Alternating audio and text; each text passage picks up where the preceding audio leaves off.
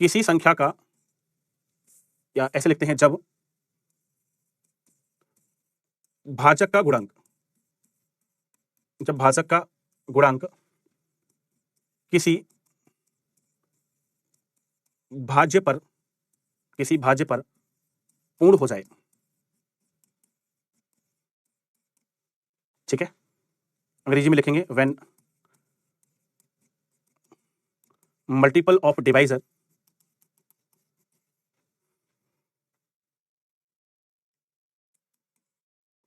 Is completed on dividend. ठीक है, ये बात यहां पे आपको समझनी है जो मैं बता रहा था। मैंने कहा कि देखिए, जब भी किसी भाजक का कोई भी एक मल्टीपल, मल्टीपल मतलब गुणांक, गुणांक का मतलब गुणा का अंक, गुणा का अंक मतलब जो अंक गुणा करने पर प्राप्त हो, मल्टीप्लाई करने पर प्राप्त हो। तो 5 का जब हम 6 में गुणा करेंगे तो हमें कितना प्राप्त होगा? 30 प्राप्त होगा। जब हम 4 का देखेंगे, 4 हमारे पास क्या है? भाजक है। इस भाजक का जो 9वां गुणांक है वो 36 पर जाकर क्या हो रहा है? पूर्ण हो रहा है।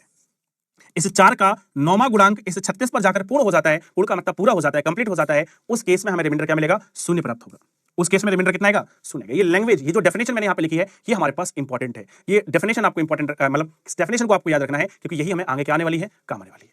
ठीक है, अब मैं आपसे आगे बात करने वाला हूं कि हमें रिमाइंडर तब जो है वो इज नॉट इक्वल टू 0 मिलेगा। ठीक है, यानी कि सेकंड कंडीशन में आपके साथ डिस्कस करने वाला हूं, remainder is not equal to 0। समझना सभी लोग ध्यान से, remainder is not equal to 0। फिर हम इसको एग्जांपल से ही समझेंगे, और एग्जांपल ही हमारे लिए क्या है? इंपॉर्टेंट है। एग्जांपल हमारे पास क्या कहता है उसको ध्यान से समझना। ठीक है, जैसे मान लीजिए मैंने यहां पर एक संख्या लिखी 31, ठीक है, और अब मैं इसको डिवाइड कर रहा हूं 5 से। 31 को मैं क्या करने वाला हूं? 5 से डिवाइड करने वाला हूं। तो जब मैं ऐसा काम करूंगा तो यहां पर देखो हमारे पास क्वोशिएंट कितना आएगा? 6 आएगा, और रिमाइंडर हमारे पास कितना आएगा? रिमाइंडर हमारे पास आएगा 1। रिमाइंडर हमारे पास क्या आएगा? 1 आएगा।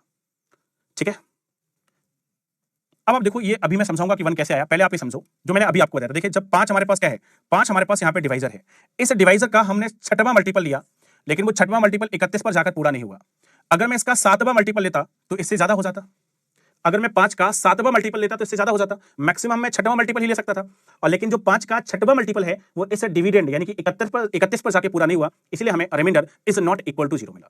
तो remainder is not equal to 0 कब मिला? जब डिविडेंड पर जाकर डिवाइजर का मल्टीपल कंप्लीट नहीं होता है, और 0 कब मिलता है? जब कंप्लीट हो जाता है। ठीक है, इसको मैं थोड़ा सा एक्सप्लेन करता हूं, उस एक्सप्लेनेशन को समझिएगा, क्योंकि वो एक्सप्लेनेशन आपके लिए बहुत ज्यादा इंपॉर्टेंट है। ठीक है, इस एक्सप्लेनेशन को जल्दी ध्यान से समझना कि एक्सप्लेनेशन में आपको क्या बताने वाला हूं। ठीक है, जो ऊपर वाली बात हमने लिखी है उससे हम कुछ चीजें समझने का प्रयास करते हैं। देखिए, एक्चुअल में जो 31 है इसको मैं लिख सकता हूं क्या? 30 और प्लस में 1, और डिवाइडेड बाय हमारे पास कितना है? 5 है। डिवाइडेड बाय कितना है? 5 है। ठीक है, ये हम ऐसा लिख सकते हैं, आप हो गया। और बेटा इसका मतलब क्या है? इसका मतलब हमें दोनों को अलग अलग भाग करना है। ठीक है, 30 से 5 को अलग भाग करना है, और 1 को 5 से अलग भाग करना है। ठीक है, अब होगा क्या? जब आप 5 को डिवाइड करोगे, 5 से डिवाइड करोगे 30 को, तो यहां से तो शून्य आएगा, मतलब रिमाइंडर शून्य बनेगा। और अभी मैंने आपको सिखाया था कि देखिए, अगर ऊपर वाली संख्या नीचे वाली संख्या से छोटी है, ऊपर वाली संख्या नीचे वाली संख्या से छोटी है, आप ऐसे समझ लो कि 1 में हमें भाग करना है कितने से? 5 से। तो अगर मैं क्वोशिएंट यहाँ पे 0 लूंगा तो यहाँ पे 0 आएगा, तो शेष हमारे पास कितना बचेगा? 1 बचेगा। इसका पूरा डिटेल एक्सप्लेनेशन है जो मैंने आपको यहाँ पे दिया था। ठीक है, तो मैंने आपसे कहा कि यहाँ पर हमारे पास शेष कितना बचेगा? 1 बचेगा, और ओवरऑल हमारे पास रिमाइंडर कितना आएगा? 1 आएगा। ठीक है, अब यहाँ पे इंपॉर्टेंट क्या है वो आपको मैं समझा रहा हूं, उसको बहुत ध्यान से सुनना है सभी को।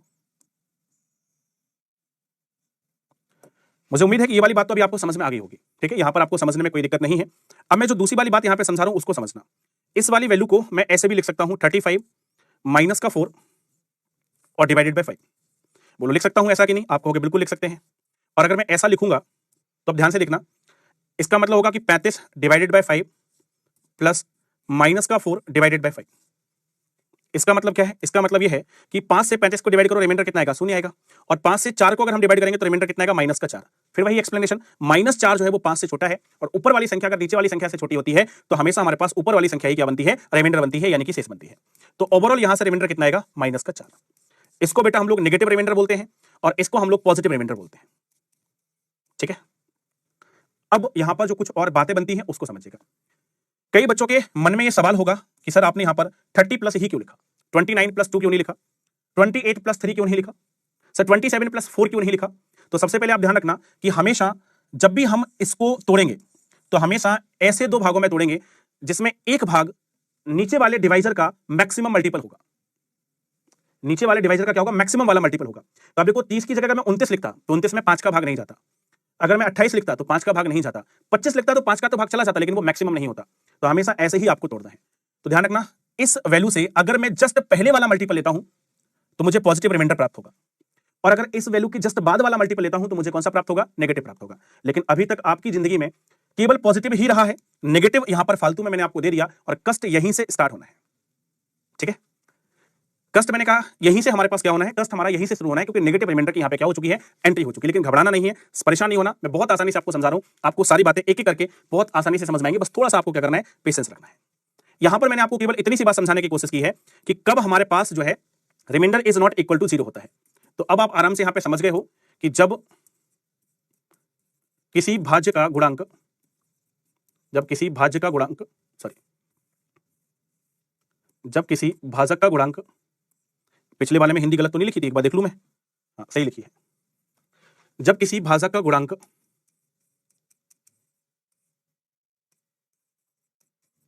भाज्य पर पूर्ण नहीं होता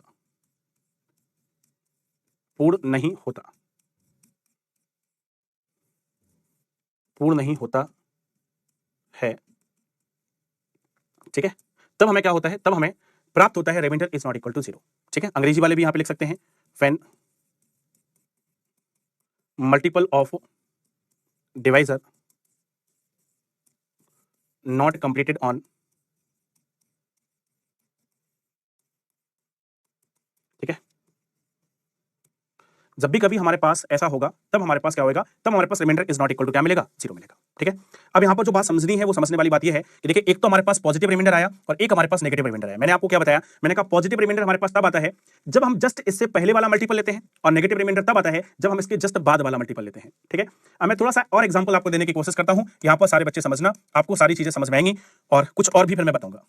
ठीक है, जैसे मान लीजिए एक नंबर मैंने यहां पर लिखा 47, ठीक है, और इस 47 को हमें बात डिवाइड करना है कितने से, 5 से, और आपको वही बताना है कि इसका जो हमारे पास पॉजिटिव रिमाइंडर होगा वो क्या होगा, और जो नेगेटिव रिमाइंडर होगा वो क्या होगा, ये आपको यहां पर बताना है। तो देखो मैंने क्या बताया, 47 से जस्ट पहले वाला 5 का मल्टीपल कौन है, 5 9 जब 45, यानी कि 45 47 से जस्ट पहले वाला मल्टीपल है, तो 45 से 47 की कितनी दूरी है, 2, तो हमारे पास पॉजिटिव रिमाइंडर कितना हो गया, 2 हो गया।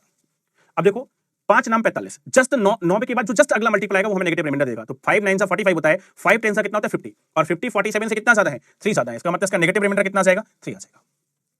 ठीक है, फिर से समझना, फिर से मैं समझाने की कोशिश करता हूं। जैसे यहां पर एक वैल्यू हमारे पास है 73, ठीक है, इसे मुझे क्या करना है, 9 से भाग करना है। अब मैं अगर आपसे पूछूं कि बताइए इसका पॉजिटिव रिमाइंडर क्या आएगा और नेगेटिव क्या आएगा, तो आपको यहां पर बताना है, पॉजिटिव रिमाइंडर बताना है और नेगेटिव रिमाइंडर बताना है। ठीक है, देखो कैसे आएगा, तो 9 से आप 73 को डिवाइड करो, तो 9 8 72, पॉजिटिव रिमाइंडर निकालना तो सबको आता है, पॉजिटिव रिमाइंडर हमारे पास कितना जाएगा, 1, लेकिन 1 आया जब मैंने 8वां मल्टीपल लिया, 8वां गुणांक लिया, तब पॉजिटिव आया, तो इसका मतलब अगर मैं 9वां ले लूंगा तो मुझे नेगेटिव मिल जाएगा। तो 9 का 9 में कितना, 81, और 81 की दूरी यहां से कितनी है, तो देखो 7 और 1 8, यानी कि नेगेटिव रिमाइंडर हमारे पास कितना हो जाएगा, 8 हो जाएगा। ठीक है, अब देखो साइन लिखने की जरूरत नहीं है, पॉजिटिव रिमाइंडर इतना होगा, नेगेटिव रिमाइंडर इतना होगा, साइन भी लिखते जाओगे तो भी कोई दिक्कत नहीं है। ठीक है, फिर से समझाता हूं, जैसे मैं यहाँ पे 99 को मान लीजिए 10 से डिवाइड कर रहा हूं, और मैं आपसे पूछूं कि जरा बताइए हमारे पास जो पॉजिटिव रिमाइंडर है वो क्या होगा और जो नेगेटिव रिमाइंडर है वो क्या होगा। तो पॉजिटिव और नेगेटिव दोनों आप यहां पे निकाल सकते हो, कैसे निकालोगे, 10 से 99 को भाग करो तो 9 बार जाएगा मैक्सिमम बार, और 9 बार जाएगा तो पॉजिटिव रिमाइंडर कितना बचेगा, 9, और जैसे आप 10 बार करोगे तो नेगेटिव रिमाइंडर आ जाएगा, कितना जाएगा, 1। अगर आपने एक चीज ऑब्जर्व यहां पर करी हो तो आप देखो ये जो नेगेटिव रिमाइंडर है इसको हम एक तरीके से और निकाल सकते हैं, एक तो मैंने डायरेक्ट निकाल के आपको सिखाया, एक तरीका और ये है कि अगर मैं डिवाइजर से पॉजिटिव रिमाइंडर को घटा दूं, अगर डिवाइजर से पॉजिटिव रिमाइंडर घटा दूं तब भी हमारे पास क्या आ जाएगा, नेगेटिव रिमाइंडर आ जाएगा। फिर से समझना, अगर मैं डिवाइजर जिससे भाग कर रहे हैं उससे अगर मैं पॉजिटिव रिमाइंडर को घटा दूं तब भी हमारे पास नेगेटिव रिमाइंडर आ जाएगा। ठीक है, फिर से समझना, अगर मैं पॉजिटिव रिमाइंडर डिवाइजर से, जो डिवाइजर है हमारे पास उससे अगर मैं पॉजिटिव रिमाइंडर को घटा दूं तो हमारे पास क्या आ जाएगा, नेगेटिव रिमाइंडर आ जाएगा। और यही चीज यहां पर भी लागू होती है। आप देखो अगर मैं जो हमारे पास डिवाइजर है उससे मैं नेगेटिव रिमाइंडर को घटा दूं तो हमारे पास पॉजिटिव रिमाइंडर आ जाएगा। ध्यान से समझ लेना सारे लोग, अगर मैं डिवाइजर से नेगेटिव रिमाइंडर को हटा दूं, अगर मैं डिवाइजर से नेगेटिव रिमाइंडर को हटा दूं तो हमारे पास पॉजिटिव रिमाइंडर आ जाएगा। अगर मैं डिवाइजर से नेगेटिव रिमाइंडर को हटा दूं तो हमारे पास पॉजिटिव रिमाइंडर आ जाएगा। यानी कि दोनों एक दूसरे के डिपेंडेंट हैं, दोनों क्या हैं, एक दूसरे के डिपेंडेंट हैं। बात समझ आ रही है। ठीक है, दोनों एक दूसरे के क्या है, डिपेंडेंट है। अगर आपने ये चीज ऑब्जर्व कर ली तो बस आपको चीजें क्या लगने लगेंगी, आसान लगने लगेंगी। ठीक है, आपको चीजें क्या लगने लगेंगी, आसान। जैसे अगर मैं कहूं कि 395 को आपको डिवाइड करना है 100 से, तो देखो आपको यहां पर ज्यादा आसानी से क्या मिलेगा, आप नेगेटिव रिमाइंडर आप ज्यादा आसानी से निकाल सकते हो कि नहीं, क्योंकि आप पता है 395 के बाद 400 ऐसा नंबर है जो 100 से डिवाइड होता है, तो आप नेगेटिव रिमाइंडर आराम से यहां पे निकालोगे कि वो कितना आएगा, 5 आएगा। और अगर नेगेटिव रिमाइंडर 5 है तो पॉजिटिव रिमाइंडर निकालना आसान है, 100 - 5 करो, कितना आ गया बेटा, 95 आ गया। तो किसी संख्या में पॉजिटिव रिमाइंडर निकालना आसान होता है, किसी संख्या में नेगेटिव रिमाइंडर निकालना आसान होता है। ठीक है।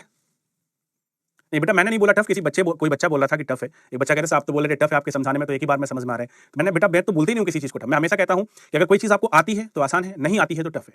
एग्जाम में अगर आपके क्वेश्चन बन गए तो आपके लिए एग्जाम आसान था, नहीं बने तो आपके लिए एग्जाम क्या था, टफ था। ठीक है। अब यहाँ पर मैं नोट बना के कुछ लिखा रहा हूँ, उसको आप ध्यान से समझना। ठीक है, ये तो आपको समझ में आ गया कि हमें पॉजिटिव रिमाइंडर कैसे निकालना है और नेगेटिव रिमाइंडर कैसे निकालना है। तो नोट हमसे क्या कहता है, नोट कहता है कि फाइनल आंसर, ठीक है, फाइनल रिजल्ट, ठीक है, फाइनल जो रिजल्ट होगा वो आपको क्या करना है, final result always will be positive.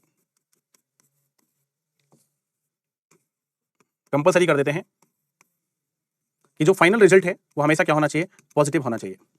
अंतिम परिणाम, अंतिम परिणाम हमेशा धनात्मक होगा। इसका क्या मतलब है भाई, ठीक है। अब सारी बातें सुन लो। देखिए हमें पॉजिटिव रिमाइंडर निकालना भी आ गया, हमें नेगेटिव रिमाइंडर निकालना भी आ गया। अब सबसे पहला क्वेश्चन तो ये आएगा कि सर हमें एग्जाम में किस चीज का यूज करना है, हम पॉजिटिव रिमाइंडर का यूज करेंगे या फिर सर हम नेगेटिव रिमाइंडर का यूज करेंगे। सबसे पहला क्वेश्चन तो ये है। तो इसका उत्तर सीधा सीधा है कि जिसकी वैल्यू छोटी आएगी, जैसे आप देखो इन दोनों में कौन सा रिमाइंडर जो है वो छोटा आ रहा है, तो आपको सर नेगेटिव रिमाइंडर छोटा आ रहा है। जैसे इस दोनों में देखोगे तो दोनों लगभग बराबर हैं, लेकिन छोटा कौन है, पॉजिटिव रिमाइंडर। इसमें भी पॉजिटिव छोटा है, इसमें कौन सा छोटा है, नेगेटिव छोटा है, इसमें कौन सा छोटा है, नेगेटिव छोटा है। तो हम अपनी कैलकुलेशन में जो छोटा होगा उसका प्रयोग करेंगे। अगर पॉजिटिव छोटा है तो पॉजिटिव का प्रयोग करेंगे, नेगेटिव छोटा है तो नेगेटिव का प्रयोग करेंगे। बात समझ में आ रही है, जो रिमाइंडर छोटा होगा उसी का प्रयोग हम अपनी कैलकुलेशन में करने वाले हैं। ठीक है, लेकिन जब फाइनली आंसर करेंगे तो ये ध्यान रखना है कि फाइनल आंसर कभी भी हम नेगेटिव रिमाइंडर के साथ नहीं करेंगे, वो हमेशा क्या करना पड़ेगा, पॉजिटिव रिमाइंडर में ही करना पड़ेगा। तो जब आपने किसी का भी यूज किया, आपने पॉजिटिव रिमाइंडर का यूज किया, आपने नेगेटिव का यूज किया, आपने दोनों का यूज किया, लेकिन अगर आपका आंसर फाइनली नेगेटिव में आ रहा है तो फाइनल आंसर आप नेगेटिव में ना करके इसमें करेंगे, पॉजिटिव में करेंगे। बस इतनी सी बात आपको ध्यान रखनी है कि फाइनल आंसर कभी भी नेगेटिव में नहीं करेंगे, उसको हमें पॉजिटिव में कन्वर्ट करना होगा। और उसको मैंने यहाँ पे सिखाया है। ये देखिए, अगर हमें पॉजिटिव को नेगेटिव में कन्वर्ट करना है तो कैसे करते हैं, और नेगेटिव को पॉजिटिव में कन्वर्ट करना है तो हम कैसे करते हैं। ठीक है, बताइए चलिए, क्या सभी को समझ में आ गई है बातें। अब देखो इसके बाद हमारा जो कारवा है, इसके बाद जो हमारा कारवा है वो कहां पे बढ़ेगा, क्वेश्चन पे आगे बढ़ेगा। ठीक है, अब मैं आपको क्वेश्चन सिखा रहा हूं, पहले बताएं इतनी बातें सभी को समझ में आ गई हैं कि नहीं आ गई। एक बार थम्स अप कर दीजिए सभी लोग अगर इतना क्लियर है। अगर इतना क्लियर है तो एक बार जल्दी से थम्स अप कर दो कि यस सर सब कुछ क्लियर है।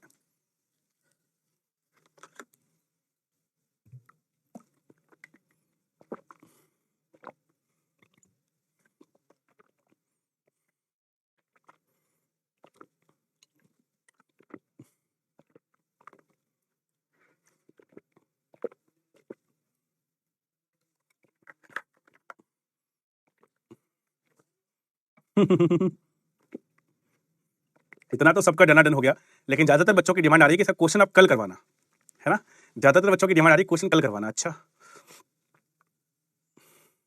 सर सब सब्जेक्ट की स्टूडियो अलग है क्या, हाँ मोस्टली लगभग अलग है ना। प्रशांत बादल कह रहे हैं कि सर वास्तव में आप मैथ्स हैकर ही हो। ठीक है देखो मैथ्स हैकर जो नाम मेरे को मिला है वो ऐसी थोड़ी ना मिला है, और मैथ्स हैकर जो नाम दिया है वो आप ही लोगों की तरफ से दिया, और मुझे इतना प्यारा लगा कि मैंने अपने सारे सोशल मीडिया अकाउंट उसी के नाम से डाल डाले, है ना। मैथ्स हैकर मुझे इतना अच्छा नाम लगा आप लोगों की तरफ से जो दिया गया कि मैंने सोचा यार ये बढ़िया नाम है, तो अपने सारे के सारे अकाउंट्स मैंने, चाहे जितने भी सोशल मीडिया अकाउंट्स हैं सारे उसी के नाम से मैंने इसलिए डाल दिए, क्योंकि आपका प्यार था, वो आपका प्यार उस मैथ्स हैकर के साथ चलता है। ठीक है